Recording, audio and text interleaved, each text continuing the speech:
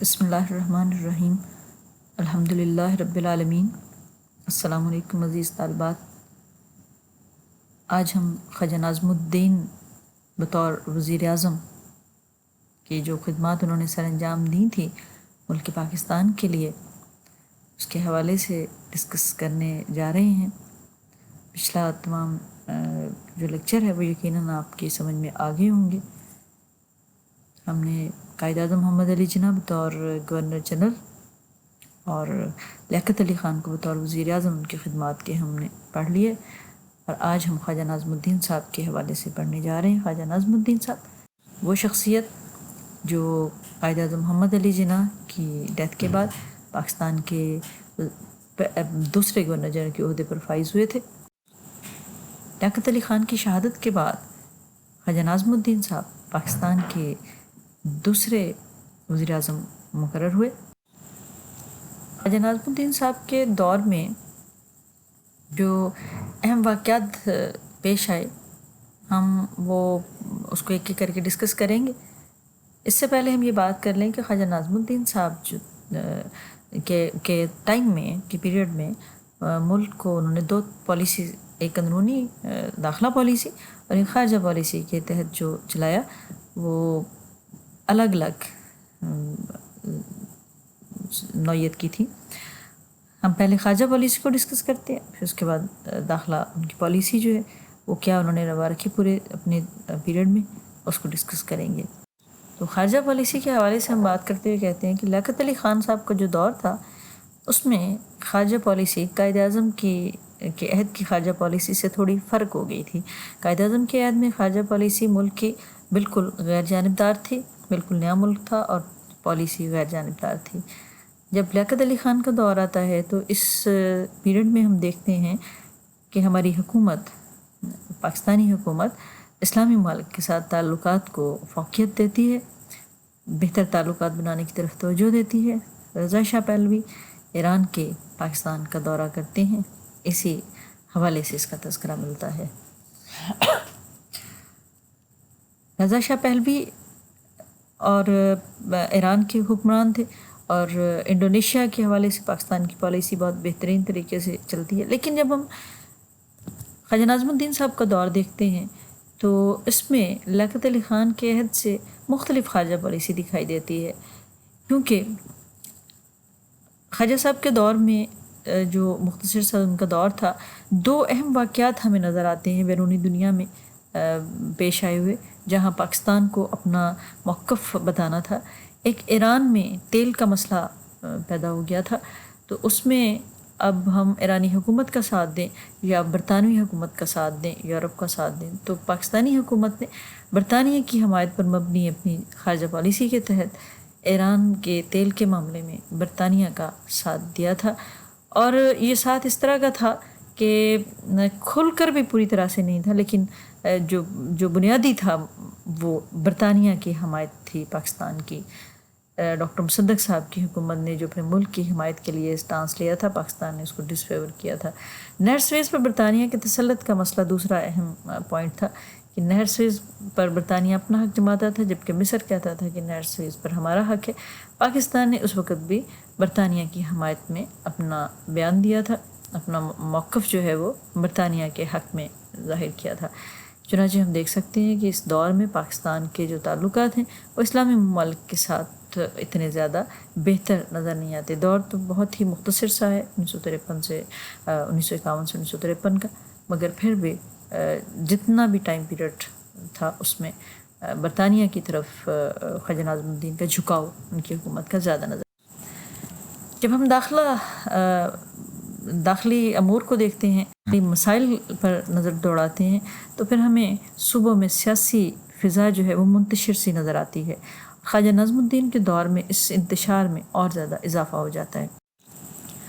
سب سے پہلے پنجاب کی حکومت کو چیک کر لیتے ہیں کہ میاں ممتاز دولتانہ صاحب یہاں کے وزیر اعلیٰ تھے، پنجاب میں ہونے والے انتخابات کے نتیجے میں یہ بنے تھے لیاقت علی خان صاحب کے دور میں۔ تو اب خواجہ ناظم الدین صاحب کے ساتھ ان کی اتنی زیادہ انڈرسٹینڈنگ نہیں تھی۔ لیاقت علی خان کے ساتھ میاں ممتاز دولتانہ کی انڈرسٹینڈنگ زیادہ نظر آتی ہے۔ تو خواجہ ناظم الدین صاحب کے دور میں جب آئین سازی کی طرف بات کی جاتی ہے بنیادی اصولوں کی کمیٹی کی رپورٹ، تو میاں ممتاز دولتانہ پنجاب کے وزیر اعلیٰ کی حیثیت سے اس کو ڈس فیور کرتے ہیں، اس کو پسند نہیں کرتے اس کے بعض شکوں کو، جس پر خواجہ ناظم الدین صاحب اور میاں ممتاز دولتانہ کے درمیان جو ہے وہ ایک چپکلش کی فضا جو ہے مرکز اور صوبے میں پیدا ہو جاتی ہے۔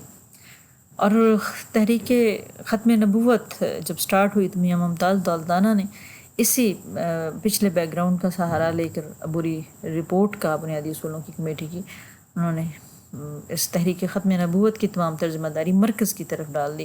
اس سے یہ معاملہ اور زیادہ گمبھیر ہوا اور میاں ممتاز دولتانہ کی حکومت کو خواجہ ناظم الدین صاحب نے برطرف کر دیا، انہیں استعفے کے لیے کہا کہ استعفیٰ دے دیں، اور پھر ملک فیروز خان ان کو وہاں کا وزیر اعلیٰ مقرر کروا دیا تھا۔ تو اس طرح پنجاب میں مسلم لیگی قیادت جو ہے وہ مسلم لیگ کے اندرونی معاملات میں دخل اندازی کی وجہ سے مرکز اور پنجاب یہ دونوں جگہ پر مسلم لیگ بھی پریشانیوں کا شکار ہوئی، مسلم لیگ بھی کمزور ہوتی چلی گئی اندرونی چپکلش کی وجہ سے، اور ملکی جو معاملات تھے اس میں بھی تلخیاں بڑھتی چلی گئیں۔ اب ہم دیکھتے ہیں سرحد کے معاملات، جسے آج کل خیبر پختونخوا کہا جاتا ہے۔ خواجہ شہاب الدین صاحب خواجہ ناظم الدین صاحب کے بھائی تھے، یہاں پر گورنر کے طور پر کام کر رہے تھے۔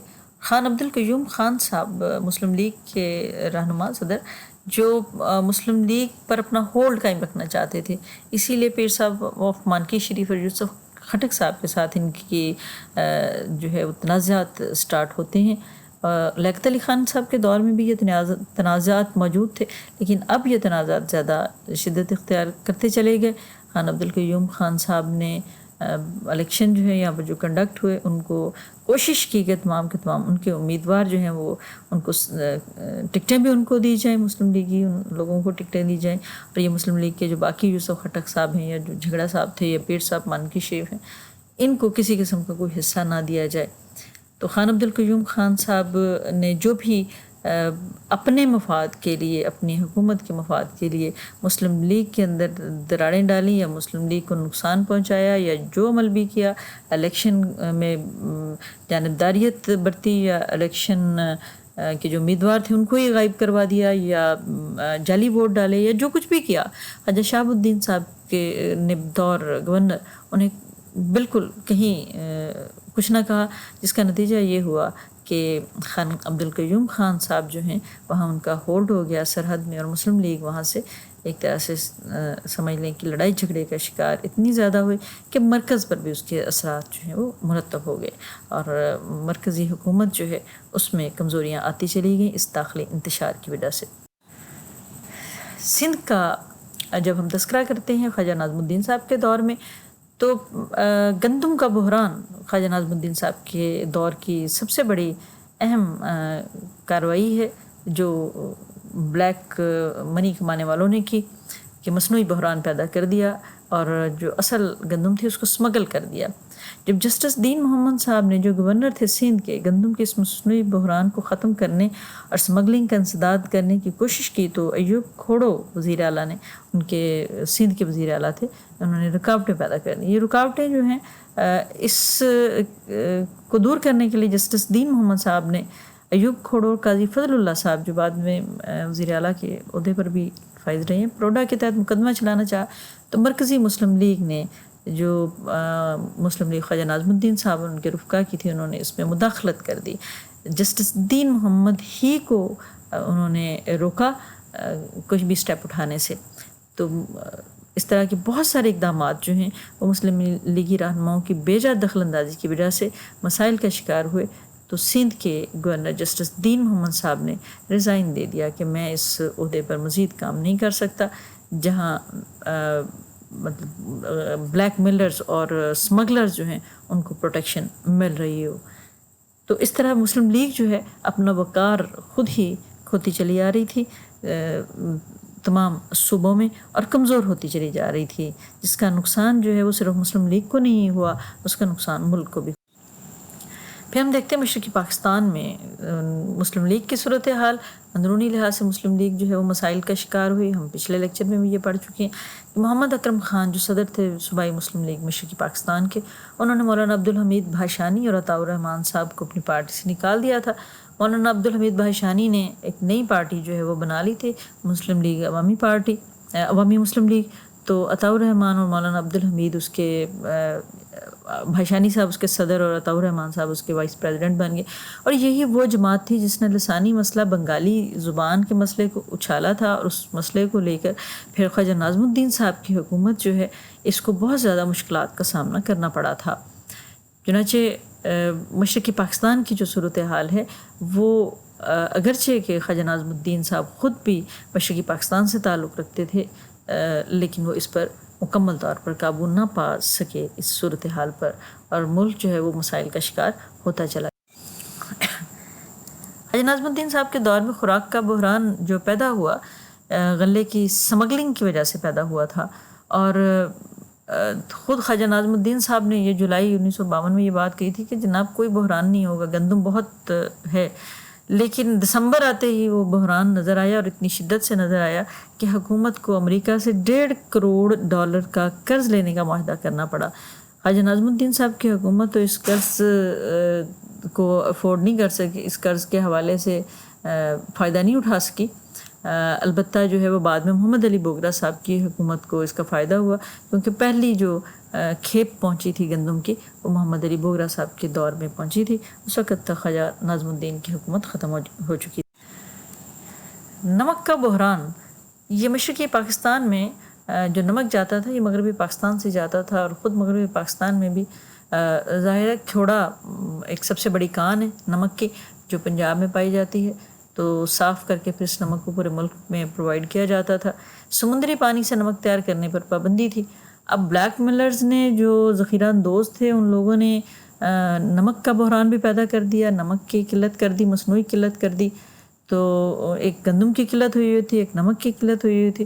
تو یہ دو ایسی چیزوں کی کامیابی تھی جس نے خواجہ ناظم الدین صاحب کے حوالے سے عوام میں ایک نعرہ جو ہے لگوا دیا تھا کہ ان کا نام، ان کو کہتے تھے، خطاب ان کو دیا ہوا تھا ناظم ملت. تو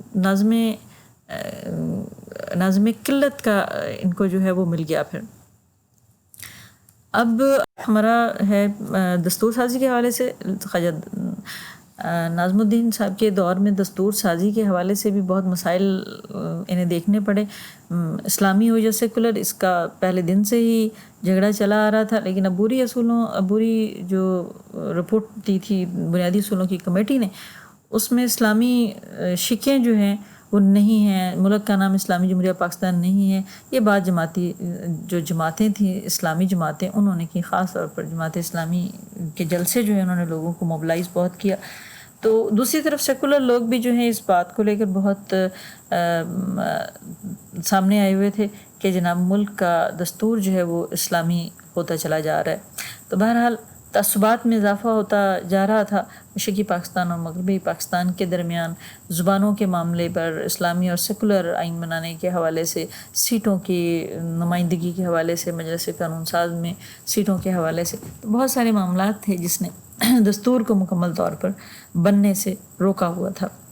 اور خواجہ ناظم الدین صاحب کی کمزور حکومت ان معاملات پر پوری طرح سے قابو نہیں پا سکتی. لسانی تنازع جو ہے خواجہ ناظم الدین صاحب کے دور میں ہوا بنگالی کے حوالے سے مشرقی پاکستان میں، اس نے خاصی فضا کو مقدر کر دیا. اس نے اس فضا کو بنگالی کی زبان میں، جو بنگالی زبان کی حمایت کی میں جو نکالی گئی تھی ریلیاں مشرقی پاکستان میں، اس نے لوگوں کے ذہنوں میں ایک سوال اٹھا دیا کہ مشرقی پاکستان کی آبادی زیادہ ہے تو اس کی زبان جو ہے اس کو کیوں توجہ نہیں دی جا رہی، اس کو سرکاری زبان کا درجہ کیوں نہیں دیا جا رہا. اس میں ایک وہ جو ہندو اعلیٰ تعلیم یافتہ ہندو تھے، اور ایک وہ جو فنڈنگ کر رہے تھے امیر ہندو، تو ان کا 25% کی آبادی تھی، تو ان کا بہت ہولڈ تھا تمام معاملات میں، سیاست میں مشرقی پاکستان کی. چنانچہ مشرقی پاکستان میں جو لسانی کشمکش آگے بڑھی ہے وہ اسی بنیاد پر ہی آگے بڑھی ہے جس نے ملک کو بھی اینڈ میں دو لخت کر دیا تھا. تو خواجہ ناظم الدین صاحب خود بنگالی تھے، بنگال کے رہنے والے تھے، مگر اس مسئلے پر ان کی جو اسٹریٹجی تھی، کمزور اسٹریٹجی، وہ پورے طریقے سے ملک کے دونوں حصوں کو آپس میں جوڑ کے نہ رکھ سکی تھی۔ تحریک ختم نبوت ان کے دور میں چلی، ایک بہت بڑا یہ ایشو تھا قادیانیوں کے حوالے سے جو اس دور میں ہوا، اور ماشاءاللہ فرسٹ ٹائم ملک میں ماشاءاللہ محدود پیمانے کا صحیح مگر لگایا گیا تھا۔ تو تحریک ختم نبوت میں جو ہمارے علماء تھے، ان لوگوں نے اعتراض کیا تھا کہ قادیانیوں کو غیر مسلم اقلیت قرار دیا جائے، اور چودھری ظفر اللہ خان صاحب جو وزیر خارجہ تھے، ان کو وزارت خارجہ سے علیحدہ کیا جائے، کیونکہ یہ معاملہ ہی چودھری ظفر اللہ خان صاحب کے بیانات کی وجہ سے مسائل کا شکار ہوا تھا۔ جو انہوں نے تقریریں کی تھیں پہلے بلوچستان میں اور پھر کراچی میں، تو ان تقریروں نے لوگوں کے ذہنوں میں وہم جو ہے وہ پیدا کر دیے تھے، تحفظات پیدا کر دیے تھے کہ خدا نخواستہ قادیانی جو ہیں ان کا ہولڈ ہوتا جا رہا ہے، اور کل کو پورے ملک کو یہ اسلام کے اس سے نکال نہ دیں۔ مرزائیوں کو، کیونکہ تمام کلیدی اسامیاں بھی جو ہیں کلیدی اسامیاں مرزائیوں سے جو ہے فل کی جا رہی تھیں۔ خاص طور پر ہم دیکھ سکتے ہیں ایم احمد صاحب جو مرزا محمود کے بیٹے تھے، وہ ڈپٹی کمشنر تھے اس وقت ساہیوال کے جب یہ واقعہ ہوتا ہے۔ تو پنجاب میں یہ واقعہ ہوتا ہے، پنجاب کی حکومت میاں ممتاز دولتانہ صاحب کے تحت ہے، اور میاں ممتاز دولتانہ جو ہیں وہ چاہتے ہیں کہ خواجہ ناظم الدین صاحب مرکز کے وزیر اعظم ہیں، تو اس معاملے کو وہ خود سنبھالیں، کیونکہ وہ سمجھتے تھے کہ یہ مذہبی مسئلہ ہے اور مرکزی حکومت اس کی ذمہ دار ہے، جبکہ خواجہ ناظم الدین کے خیال میں یہ صرف امن و امان کا مسئلہ تھا اور صوبائی حکومت قیام امن کی ذمہ دار تھی۔ لیکن تحریک جب شدت پکڑتی چلی گئی تو حکومت نے اس کو دبانے کے لیے 1953 میں مارچ 1953 میں لاہور میں مارشل لا لگا۔ اب یہ martial law general Azam Khan صاحب مارشل لا ایڈمنسٹریٹر بنے، تو انہوں نے تحریک چلانے والے لوگوں پر، ختم نبوت کی تحریک چلانے والے لوگوں پر فائرنگ کر دی، بے شمار جانیں جو ہیں وہ اس کا شکار ہوئی، اور اپنے خیال میں جنرل اعظم صاحب نے ملک میں اس شہر میں امن قائم کر دیا تھا۔ اس کے اثرات بڑے دیر پا ثابت ہوئے آنے والے دور میں۔ خواجہ ناظم الدین صاحب نے میاں دولتانہ صاحب کو اس تحریک کا ذمہ دار ٹھہرایا اور ان سے استعفیٰ مانگ لیا۔ مولانا غلام محمد صاحب نے دوسری طرف یہ عمل کیا، جو گورنر جنرل تھے، انہوں نے اپنے اختیارات کا استعمال کرتے ہوئے، وہ بے شک ان کو اختیارات ان کے پاس تھے یا نہیں، بہرحال انہوں نے کہا کہ میں اپنے اختیارات کا استعمال کرتے ہوئے خواجہ ناظم الدین صاحب کی حکومت کو معاملے کو نہ سلجھانے کی وجہ سے برطرف کرتا ہوں۔ تو اس طرح خواجہ ناظم الدین صاحب کی حکومت جو ہے وہ اندرونی بیرونی سازشوں کا شکار ہوتی چلی گئی۔ بہت سارے اس میں معاملات ہیں، اندرونی بھی اور بیرونی بھی۔ تو بہرحال آپ کے لیے اتنا ہی کافی ہے کہ خواجہ ناظم الدین صاحب کی حکومت جو ہے وہ ملکی معاملات پر پوری طرح سے کنٹرول نہ کر پائی، اور پھر خواجہ ناظم الدین کی حکومت برطرف کر دی گئی۔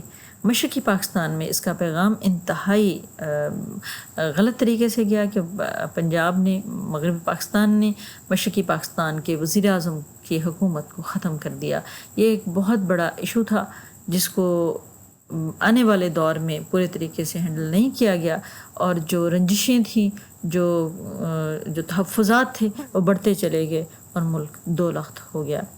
ہمارے آج کے لیکچر کا اختتام ہوتا ہے۔ انشاءاللہ اگلے لیکچر کے ساتھ محمد علی بوگرا صاحب بطور وزیر اعظم ہم پھر حاضر ہوں گے۔ اس وقت تک کے لیے اللہ حافظ۔